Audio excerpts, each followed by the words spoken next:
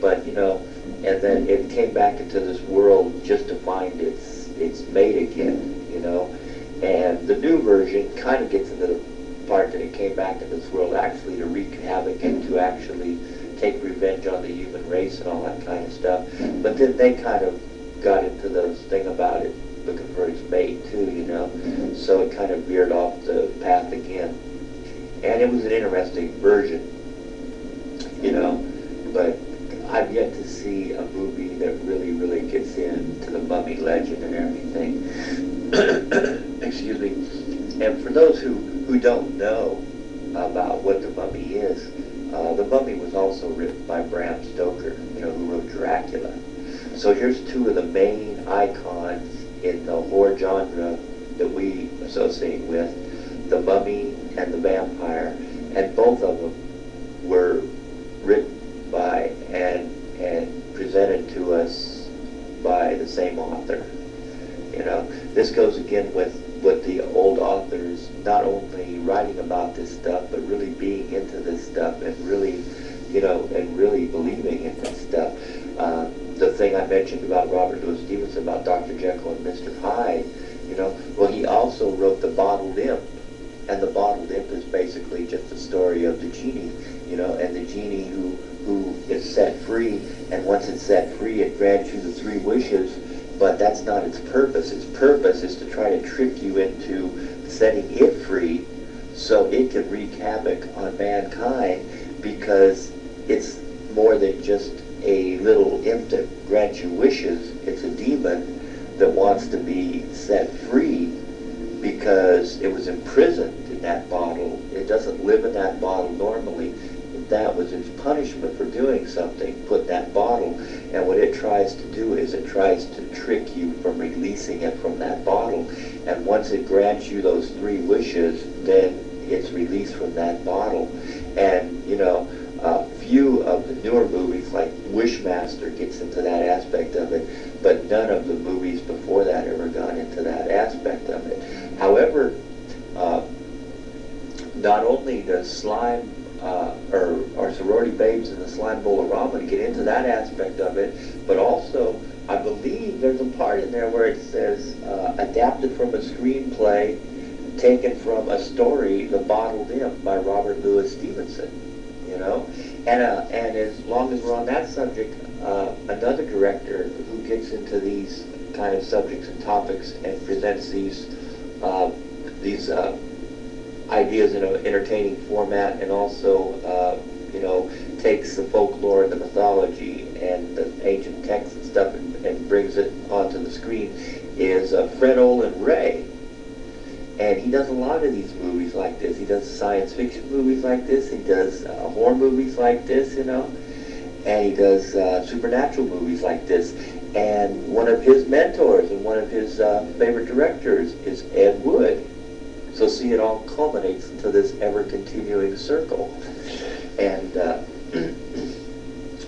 so anyway, The Werewolf and the Mummy, I just never really seen any kind of adaptation of a movie that was not only true to the books about them, but that actually brought out all the aspects of what they really are and how far back they go.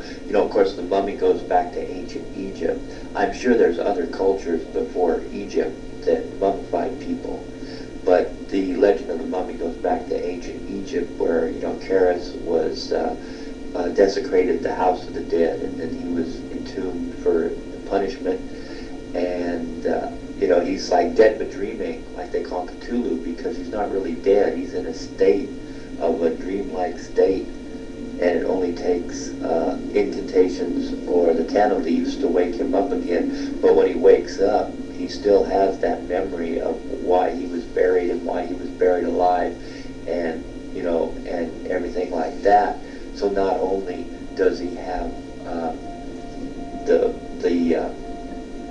vengeance on his mind against mankind, but he also has all the ancient arts and sciences and science and the knowledge of all that stuff too. And he also is supposed to bring on the end of this world as we know it. And said, the new version kind of touches on that, but none of the other versions before that ever got into that aspect of it. And again, the werewolf legend goes clear back to the Necronomicon, where Abdul Azarad, was watching the rites and rituals of these people who worshipped as darkness, and how they did this one kind of ritual that turned them into half man, half beast. There's your werewolf legend right there. And they even said, grew fangs and claws and stuff. And it's never got into the aspect of that part of the werewolf, However, I understand, this new version called Underworld about the two different subspecies, the vampires and the werewolves. It gets more into the legend and lore and how that pertains to humankind and how they view us and how we view them and stuff, There was also a real good movie. It was independent, didn't make very much money. It was called The Breed, which I thought was really good because it got into the vampire legend too.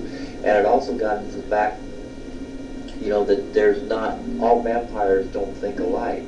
There are some vampires who try to coexist with mankind.